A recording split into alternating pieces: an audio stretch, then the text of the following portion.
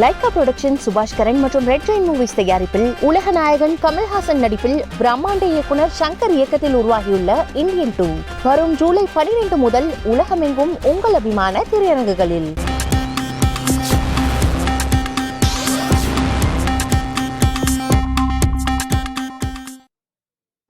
வணக்கம். பெருஞ்செய்திக்கு வரவேற்கிறோம். CBI versus Mamata உச்சநீதிமன்றம் விசாரணை அப்படிங்கிற தலைப்பில் தான் இன்றைய பெருஞ்செய்தியில் நம்ம பேச இருக்கிறோம். மூத்த பத்திரிகையாளர் திரு ஷியாம் இணைப்பில் இருக்கார். சார் வணக்கம். வணக்கம். கேள்விகளுக்கு போகிறதுக்கு முன்பாக இந்த செய்தியின் பின்னணியை நம்ம நேயர்களுக்கு விளக்கி சொல்லிடலாம். என்னன்னா, சிபிஐ அமைப்பு மேற்கு வங்கத்தில் தொடர்ந்து விசாரணை நடத்துது, வழக்குகளை பதிவு பண்ணி 2018ஆம் ஆண்டே சிபிஐ மாநில அரசுக்குள்ள விசாரணை நடத்துவதற்கு கட்டுப்பாடெல்லாம் நாங்கள் விதிச்சிட்டோம். அதெல்லாம் நான் அந்த கொடுத்த ஒப்புதலையும் நாங்கள் திரும்ப பெற்றுக்கொண்டோம்.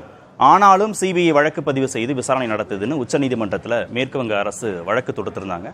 அந்த வழக்கின் விசாரணையில் மத்திய அரசு தரப்பு வழக்கறிஞர் என்ன சொல்றாருன்னா, சிபிஐ சுதந்திரமாக செயல்படக்கூடிய ஒரு அமைப்பு, மத்திய அரசு அதை கட்டுப்படுத்தலை, அதனால மத்திய அரசை இந்த வழக்கில் இணைச்சதே தவறு அப்படின்னு ஒரு வாதத்தை வைக்கிறாரு.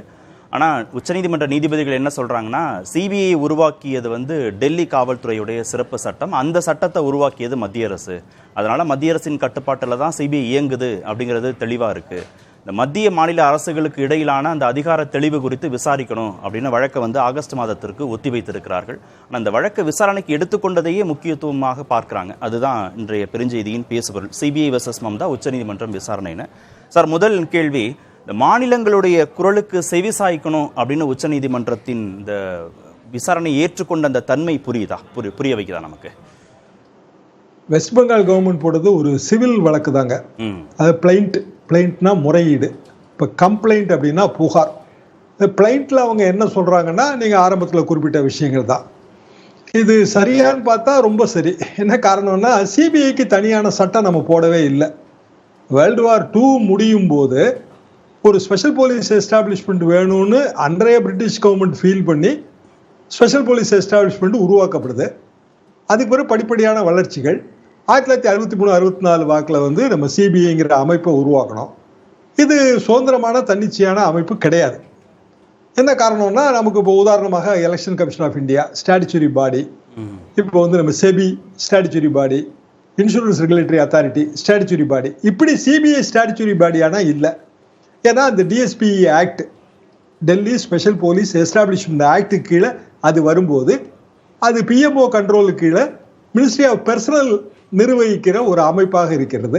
சுருக்கமாக சொன்னால் மத்திய அரசாங்கத்தோட சிறப்பு போலீஸ். மாநில அரசாங்கத்தில் இப்படி சிறப்பு போலீஸ் இருக்கு, சிபிசிஐடி. இது மத்திய அரசாங்கத்தோட சிறப்பு போலீஸ்ன்னு வரும்போது அது சுதந்திரமான அமைப்புங்கிற வாதம் சரியான வாதம் இல்லை. எனவே உச்சநீதிமன்றம் அந்த சிபிஐ அதிகாரங்களை மத்திய அரசு கட்டுப்படுத்தல, அதனால சிபிஐ சுதந்திரமான அமைப்பு அப்படின்னு உச்சநீதிமன்றத்தில் வாதிட்டு இருக்கிறார் மத்திய அரசு தரப்பு வழக்கறிஞர். அந்த வாதம் சரியா வராதுல்ல. இப்ப சிபிஐ டைரக்டர் யார் போடுறாங்க, சிபிஐல நம்ம எப்படி பெர்சனல் செலக்ட் பண்றோம், இது எல்லாமே மத்திய அரசாங்கம் தானே செய்ய முடியும். இன்னும் சொல்லப்போனா உச்சநீதிமன்றமே சிபிஐ ஒரு கூண்டு கிளி, மத்திய அரசாங்கத்தோட விருப்பத்துக்கு ஏற்ப ஹிஸ் மாஸ்டர்ஸ் வாய்ஸ், அதுக்கேற்ப செயல்படுகிற கூண்டு கிளி, பேரட் இன் தி கேஜ், உச்சநீதிமன்றம் தான் சொல்லியிருக்கு. அதாவது மத்திய அரசாங்கம் சிபிஐ ரெண்டும் ஒண்ணுதான். என்ன காரணம் அப்படின்னா, முன்னாள் சிபிஐ இயக்குனருடைய வாதம் நினைக்கிறாரு. ஆமா, இப்ப ரொம்ப பழைய வழக்குங்க, ரொம்ப பாப்புலரான அவருடைய வாதம் நினைக்கிறேன். அந்த குண்டு கிளிங்கிற வார்த்தை அவர் பயன்படுத்தி பிராக்டிக்கலா இதுல நம்ம இதை எப்படி பார்க்கணும்னா, இந்த சிவில் வழக்கை ஏத்துக்கிட்டதுனாலேயே மத்திய மாநில அரசுகளுக்கு இடையேயான உரசல் போக்கையோ இல்லைன்னா ஒண்ணுக்கு ஒண்ணு தலையிடாம இருக்கிறது தன்மையவோ உச்சநீதிமன்றம் வலியுறுத்த போறது இல்லை. மெயின்டெனபிலிட்டி ஆர்குமெண்ட்ல வழக்கே ஏற்றுக்கொள்ளத்தக்கதா இல்லையா, இது முதன்மை ஆர்குமெண்டா எல்லா வழக்கிலையும் வைக்கிறது தான். இல்ல மெயின்டெனபிள் தான், வழக்கு ஏற்றுக்கொள்ளத்தக்கது தான். இவ்வளவுதான் இதுல இப்போதைக்கு நமக்கு தெளிவாகி இருக்கிற விஷயம். ஓகே. இரண்டாவது கேள்வி, கூட்டாட்சிக்கு முக்கியத்துவம் கொடுக்கணும் அப்படின்ற அடிப்படையில உச்சநீதிமன்றம் இந்த வழக்கின் விசாரணையை தொடர்ந்து நடத்தலாம்னு அட்மிட் பண்ணிருக்காங்களா? கூட்டாட்சிக்கு முக்கியத்துவம் கொடுக்கணும்னா சிபிஐ வெர்சஸ் ஸ்டேட் அப்படின்னு வரும்போது டிஎஸ்பி ஆக்டோட 6th 6வது ஷரத்து, 6வது ஷரத்துல ஸ்டேட்டோட கன்சென்ட் இல்லாம விசாரிக்க முடியாது. அப்போ ஸ்டேட்டோட கன்சென்ட் இல்லாமன்னா யார்கிட்ட சூமோட்டோவா விசாரிக்க முடியும் அப்படின்னா யூனியன் டெரிட்டரி அப்படிங்கிறது சிபிஐயோட பொதுவாக அவங்க கடைப்பிடிக்கிற நடைமுறை வந்து அதுதான். ஏன்னா யூனியன் டெரிட்டரி நேரடியாக மத்திய அரசாங்கத்தோட நிதி எல்லாத்துலையும் இயங்குகிற கட்டுப்பாட்டில் இருக்கு. ஆனால் அதுக்கே வந்து உச்சநீதிமன்றம் வேற ஒரு வழக்கு, ஜெனரல் கிளாஸஸ் ஆக்ட் வழக்கில் யூனியன் டெரிட்டரியும் பை டெஃபினிஷன் ஸ்டேட் தான் சொல்லியிருக்கு. இன்னும் அது குறித்த விவாதங்கள் நமக்கு தெளிவாகல. அப்போ 6 கூறுகள் வந்து இதுல தெளிவாக வருது. ஒன்னு வந்து என்க்ரோச்மெண்ட் இன் ஸ்டேட் பவர், ரெண்டாவது பொலிட்டிக்கல் இன்டர்ஃபியரன்ஸ், மூணாவது ஓவர் ஸ்டெப்பிங் லீகல் பவுண்டரி, நாலாவது ஃபெடரலிசம் கன்சர்ன்ஸ், ஐந்தாவது வந்து ஜூரிஸ்டிக்ஷனல் டிஸ்பியூட், ஐந்தாவது. இந்த 5 கூறுகளில் தான் இதை நம்ம பார்க்கணும். பார்க்கும்போது இயல்பாக நம்ம சிபிஐ விசாரணை கேட்டு கோர்ட்டுக்கு போகும்போது கோர்ட் ஆர்டர் போடுது, அப்போ சிபிஐ விசாரணை வந்துடுது. இப்போ எங்கள் அலுவலக வழக்கு ஒன்றிலேயே நாங்கள் சிபிஐ விசாரணை கேட்டோம். 91 வந்து ஒரு இரட்டை கொலை, அதில் வந்து சிபிஐ விசாரணை கேட்டு ஆர்டர் ஆகி வரும்போது 97 ஆகி போச்சு. சிபிஐ விசாரணை 6 வருஷம் கழிச்சு தொடங்கும் போது சாட்சியமே விசாரிக்கவே முடியல. ஆனால் சயின்டிஃபிக்காக விசாரிப்பாங்க, அதாவது டிராப் டெஸ்ட்லாம் பண்ணுவாங்க, சயின்டிஃபிக்காக எல்லாம் பண்ணுவாங்க. என்னையவே இந்த பாலிகிராஃப் டெஸ்ட்டுக்கு கூட்டிகிட்டு போனாங்க. பாலிகிராஃப் வந்து நான் சொல்கிறதும் உண்மைன்னு காட்டுது, நான் யாரை எதிரின்னு சொல்கிறேனோ அவங்க சொல்கிறதும் உண்மைன்னு காட்டுது. என்ன காரணம்னா பல நேரங்களில் சிபிஐ கோர்ட்டை திருப்திப்படுத்துறதுக்காகவே விசாரணை நடத்துது. கோர்ட் ஆர்டர் போட்டுருச்சு, இதெல்லாம் நீங்கள் நடத்துனீங்கன்னான்னு கேட்பாங்க. ரிசல்ட் என்னாச்சுன்னா ஒன்றுமே ஆகலை. பல வருடங்கள் கழிச்சு நான் வந்து ஒரு வழக்கறிஞராக அதே நீதிமன்றத்தில் உட்காந்துருக்கேன். சிபிஐ நீதிமன்றத்தில் ஒரு 17 பேர் வேற ஒரு வழக்குக்கு வந்து நிற்கிறாங்க. எங்கேயோ பார்த்த முகமாக இருக்குன்னு பார்த்தா எல்லாம் எங்கள் ஆஃபீஸ் வழக்கில் சம்மந்தப்பட்டவங்க. நான் இது ஒரு உதாரணமாக சொல்கிறேன். வெறுமனே சிபிஐ என்கொயரி வேணும்னு கேட்கறதுனால தீர்வு வராது. என்ன காரணம்னா உடனடியாக ஒரு கிரைமை வந்து நம்ம விசாரிக்கும் போது தான் நம்மளால சாட்சியங்களை சேகரிக்க முடியும், குறிப்பா மர்டர் மாதிரியான ஒரு விசாரணையில. அப்போ மாநில காவல்துறை தான் அதுல திறம்பட செயல்பட முடியும்ன்றீங்க? எனக்கு தெரிஞ்சு சிபிசிடி திறம்பட செயல்பட முடியும். என்ன காரணம்னா லோக்கல் போலீஸோட அவங்க ஈஸியா கோஆர்டினேட் பண்ணுவாங்க. சிபிஐ அதிகாரிகள் நம்ம அனுப்புறவங்க தான், இங்க இருக்கிற திறமையான அதிகாரிகளை தான் நம்ம சிபிஐக்கு அனுப்புறோம். ஆனாலும் அவங்களுக்கு வந்து அந்த ஸ்டேட் லிங்க் வந்து இல்லாம போயிடும். இது நான் கண்கூடாக பார்த்த விஷயம். அப்போ சிபிஐ விசாரணை வேணும் வேணாம் அப்படின்னு தீர்மானிக்கிற உரிமை வந்து கோர்ட்டுக்கு விட்டுறணும். அதை வந்து நம்ம மாநில அரசுக்கு விட வேண்டியதில்லை, மத்திய அரசுக்கு விட வேண்டியதில்லை, நீதிமன்றத்துக்கு விடலாம். விட்டா அது வந்து இம்பார்ஷியலா இருக்கும் என்பது எனது பார்வை. அப்போ மூன்றாவது கேள்வி, சிபிஐ விசாரணைகளுக்கு கடிவாளம் போடும் விதமாக உச்சநீதிமன்றம் இந்த வழக்கின் விசாரணையை வந்து அனுமதித்திருக்கலாமா? எல்லா வழக்கையும் சிபிஐ கிட்ட கொடுக்கணும்னு ஒரு தரப்பு, எப்பெல்லாம் மாநில காவல்துறை மீது நம்பிக்கை இல்லையோ அப்போலாம் வந்து சிபிஐ விசாரணை கோரக்கூடியவங்களா இருக்கிறாங்க. அதே மாதிரி மத்திய அரசும் வந்து சிபிஐ விசாரணைகளை சில சமயங்களில் கோரக்கூடிய நிலையும் இருக்கு. அதுக்கான கடிவாளம் போடக்கூடியதாக இதை பார்க்கலாமா? சிபிஐ விசாரணை நம்ம நடத்திட்டு இருந்தாலும் நீதிமன்றத்தை நம்ம பல கட்டங்களில் அணுக முடியும். அது வந்து இடி மாதிரியான ஒரு அமைப்பு கிடையாது, ரெகுலர் போலீஸ் தான், மத்திய போலீஸ், அவ்வளவுதான். இதுல உண்மையான பிரச்சனை என்னன்னா சிபிஐக்கே ரொம்ப லிமிடெட் பர்சனல்ங்க. நீங்க சிபிஐல வேலை பார்க்குற இல்லை வேலை பார்த்து ரிட்டையர் ஆன நமது நண்பர்கள், உங்களுக்கு ஞாபகம் இருக்கும், நம்ம மறைந்த ரகோத்தமன் அவர்கள், நம்மளோட டிபேட்டுகள் எல்லாத்துக்கும் ரெகுலராக வருவார். அவர் வந்து சிபிஐலேருந்து ஓய்வு பெற்றவர், நல்ல பெரிய பொசிஷனில் இருந்தவர். அவர் மெயினாக குறைபாடாக சொல்கிறதே லிமிடெட் பர்சனல் தான், ஆள் பலமே இல்லைங்க, ஆள் பற்றாக்குறை. அப்போ ஆள் பற்றாக்குறை எதை வச்சு நம்ம வந்து இன்வெஸ்டிகேட் பண்ணுறது? ஏன்னா நாடு முழுவதும் உள்ள வழக்குகளை வந்து விசாரிக்கிறாங்க. எல்லாத்தையும் வந்து நம்ம சகட்டு மணிக்கு சிபிஐ விசாரணைன்னு சொல்லும்போது இல்லை கோர்ட்டுகளே அப்படி ஆர்டர் போட்டாலும் 2 விஷயம் வந்து இதில் வந்து நமக்கு இடைஞ்சலாக இருக்கும். ஒன்று வந்து லிமிடெட் பர்சனல், இன்னொன்று ரெஸ்ட்ரிக்டட் ஆக்சஸ். அதாவது மாநில துறைகள் வந்து சரியான ஒத்துழைப்பு தரது இல்லை சிபிஐ விசாரணைக்கு. இது வந்து அவர் அடிக்கடி சொல்ற ஒரு விஷயங்க, நானும் அதை பர்சனலா அனுபவிச்சிருக்கிறேன். அப்போ சுப்ரீம் கோர்ட்டு இந்த விஷயத்துல ஒரு தெளிவான முடிவுக்கு வந்தாலும் இந்த குறைபாடுகளை நிவர்த்தி பண்ணாம நம்ம இதை சரி பண்ண முடியாது. ஆனா அதே நேரத்துல என்ன வேணும் அப்படின்னா சிபிஐக்கு ஸ்பெஷல் ஆக்ட் வேணும். நம்மகிட்ட இப்ப ஆக்டே இல்ல. 2007 எல்லாம் முயற்சி பண்ணாங்க.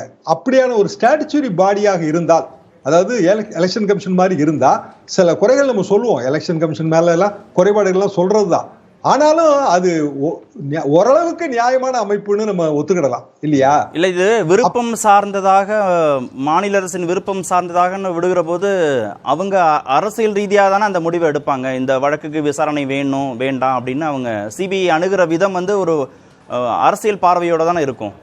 ஆமா, அதான் அதோட சிக்கலே அதுதான். அதாவது கன்சென்ட் ஆஃப் ஸ்டேட் அப்படிங்கிறது எந்த இடத்துல வருது? நம்ம ஃபெடரலிசம் பிரின்சிபிள்ல மத்திய போலீஸ் வந்து அவங்க நினைச்சா, அதாவது சூமோட்டோவா, இப்ப வெஸ்ட் பெங்காலோட குறைபாடு என்னங்க? சூமோட்டோவா அவங்க விசாரிக்கிறாங்க, அவங்க நினைச்சா விசாரிக்கிறாங்க, இதான அவங்களே வழக்கு பதிவு செய்யறாங்க, அவங்களே விசாரிக்கிறாங்க, முதல் தகவல் அறிக்கை போடுவாங்க. இங்க ஏற்கனவே இன்னொரு முதல் தகவல் அறிக்கை இருக்கும், ரெண்டுமே கிளாஷ் ஆகும். கைதும் சிபிஐயால பண்ண முடியும், கைதும் சிபிஐயால பண்ண முடியும். அப்போ அது ஒரு ஸ்டாட்யூட்டரி பாடியா இருந்து தனியான ஒரு அமைப்பாக இருந்து தனியான அதிகாரங்கள் இருந்தால் இந்த குறைபாடு தவிர்க்கப்படும். அதாவது நம்மளோட செபி மாதிரியோ இல்ல ஆர்பிஐ வந்து ஸ்டாட்யூட்டரி பாடி, பெரிய உதாரணம். அது இந்தியால எத்தனையோ வருஷங்களாக சக்சஸ்ஃபுல்லா இயங்குது. அதே நேரத்தில் லோக்கல் பேங்க் இருக்குல்ல, நமக்கு உள்ளூர் வங்கியும் இருக்குங்க, நேஷனலிஸ்ட் பேங்க்கும் இருக்கு, நாடு முழுவதுக்கும் மொத்தமான ஒரு மத்திய வங்கியும் இருக்கு. அப்படியான ஒரு நிலைப்பாடு வரலைன்னாலும் இதுல பெரிய தெளிவு பிறக்காது. ஓகே, அப்ப நான்காவது கேள்வி, மத்திய அரசுடைய அத்துமீறலுக்கு கட்டுப்பாடு விதிக்கும் விதமாக இந்த விசாரணையின் முடிவு இருக்கும் அப்படின்னு நம்ம எதிர்பார்க்கலாமா? சிவில் வழக்கு விசாரிச்சு முடிக்கிறதுக்கே பல வருஷம் ஆகும். அது உச்சநீதிமன்றம் உடனடியான பெரிய முடிவுகளுக்கெல்லாம் வரும்னு எனக்கு தோணலை. ஏன்னா சிவில் வழக்கோட போக்கே அதுதான். ஆனா பொதுவாக வந்து மத்திய அரசு புலனாய்வு அமைப்புகளை தவறாக பயன்படுத்துகிறதுங்கிற குற்றச்சாட்டு எல்லா ஆட்சியிலும் இருக்கு. இப்பவும் அதுதான் வச்சிருக்காங்க, இப்பவும் தரப்புல அதான் வைக்கிறாங்க. அதாவது ஆரின் அதர்வேர்ட்ஸ் மத்தியில் ஆள்ற அரசு மாநில அரசு சார்ந்த கட்சியாக இல்லாம வேற கட்சியாக வரும்போது இந்த குற்றச்சாட்டு வரும். இப்போ உதாரணமா தமிழ்நாடே வந்து நம்மளும் இந்த ஜெனரல் கன்சென்ட்டை வாபஸ் வாங்கிட்டோம். ஆனா காங்கிரஸ் ஆட்சி காலத்துல, அதாவது திமுக வந்து அந்த ஆட்சியில பங்கெடுக்கும் போது நம்ம ஜெனரல் கன்சென்ட் கொடுத்துருந்தோம்ல. நமக்குமே வந்து அந்த அப்போ காங்கிரஸ் இல்ல திமுக யூபிஏ கவர்மெண்ட் இல்ல, அது கேஸ் வந்து அது ஆட்சியாளர்களா எதிர்கட்சியான இருக்கிற அந்த தன்மையை பொறுத்து அந்த விருப்புரிமை மாறிடுது. அப்போ கண்டிப்பாக மாறுது. அதை தவிர்க்கத்தான் நம்ம வந்து சிபிஐ ஸ்பெஷல் ஆக்ட் போட்டு அதை வந்து ஒரு தன்னாட்சி பெற்ற சுதந்திரமான அமைப்பாக, இப்போ உதாரணமாக அதுல நம்ம நிறைய ரெக்கமெண்டேஷன் இருக்குங்க, சந்தான கமிட்டியில இருந்து வர்ற விஷயம் இது. மேற்கு வங்க அரசோட முக்கிய வாதம் என்னன்னா, மத்திய அரசு தொடுத்திருக்கக்கூடிய இல்ல மத்திய அரசு சார்ந்த வழக்குகள்ல சிபிஐ விசாரணை வந்து மாநில அரசுல விசாரிக்கிறதெல்லாம் சிக்கல் இல்லை. ஆனா இவங்க வழக்கே புதிதாக பதிந்து அதுக்கப்புறம் விசாரிக்க தொடங்குறாங்க, அந்த ஒப்புதலையே நாங்க 2018 நிறுத்திட்டோம் அப்படின்றாங்க. ஆமா, ஜெனரல் கன்சென்ட் வாபஸ் வாங்கியிருப்பாங்க, அதுல மாற்றுக்கிறது இல்லை. ஆனா மத்திய புலனாய்வு அமைப்புகள் இப்படி அந்த எல்லையை மீறதை நம்ம பாக்குறோம்ல. இப்போ தூத்துக்குடி வழக்கு இடி வந்து என்ன சொல்லுது, வழக்குல வந்து ஒரு மனுவை போட்டு எங்களையும் சேர்த்துக்குங்கன்னு சொல்லலாம். அப்போ வந்து டோட்டலா நம்ம ஒரு சிஸ்டம், அந்த சிஸ்டத்துல வழக்குகளை விசாரிச்சுட்டு இருக்கிறோம். திடீர்னு மத்திய அரசோட ஒரு அமைப்பு வரும்போது அரசியல் நோக்கம் இருக்குங்கிற குற்றச்சாட்டு வரத்தான் செய்யும்.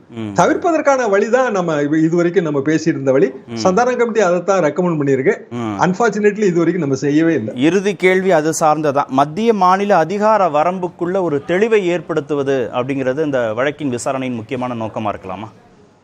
கண்டிப்பாக அதுதான் உண்மையான நோக்கமா இருக்கணும். நமக்கு வந்து 24th ஸ்டாண்டிங் கமிட்டி, அதாவது பார்லிமெண்ட் வந்து ஸ்டாண்டிங் கமிட்டி வச்சுதான் நம்ம குழு ரீதியாகத்தான் நம்மளோட நடவடிக்கைகள் அமையுது. பார்லிமெண்ட்டுக்கு பல ஸ்டாண்டிங் கமிட்டி, அந்த ஸ்டாண்டிங் கமிட்டியில வந்து இந்த பெர்சனல் டிபார்ட்மெண்டோட ஸ்டாண்டிங் கமிட்டியோட 24th ரிப்போர்ட்ல இதை தெளிவாகவே சொல்லியிருக்கிறாங்க. ஆனா இன்னமும் நம்ம அதை மத்திய அரசாங்கம் வந்து அதோட எல்லையற்ற அதிகாரங்களை வந்து இழப்பதற்கு விரும்புவதே இல்லை. அது எல்லா மத்திய அரசாங்கங்களுக்கும் பொருந்தும். என்ன காரணம்னா அந்த அச்சுறுத்துகிற அதிகாரம் அதுதான் அரசியலுக்கு நல்லது என்கிற உணர்வு இந்தியால இருக்கு. அரசியலமைப்பு 131வது சட்டப்பிரிவின் கீழே தான் அவங்க வந்து அதை மனு தாக்கல் பண்ணியிருக்காங்க. அந்த பிரிவை இது மீறுது. மாநில அரசுடைய உரிமை அதிகாரத்தை மீறும் விதமாக சிபிஐ செயல்பாடுகள் இருப்பதாக தான் மேற்கு வங்க அரசு வந்து வழக்கு தொடுத்திருக்கிறாங்க. அப்ப இந்த வழக்கின் விசாரணையின் இறுதியில எந்தெந்த வழக்குகள் சிபிஐயால கையாளப்படணும் படக்கூடாதுங்கிறதுல ஒரு தெளிவை நோக்கி இது நகர்த்தப்படுமா அப்படின்றத அவங்க ஆகஸ்ட் மாதம் நீதிமன்றம் முடிவு செய்யும் நம்ம எதிர்பார்க்கலாம். நன்றி நிகழ்ச்சியில் பங்கேற்றதற்கு.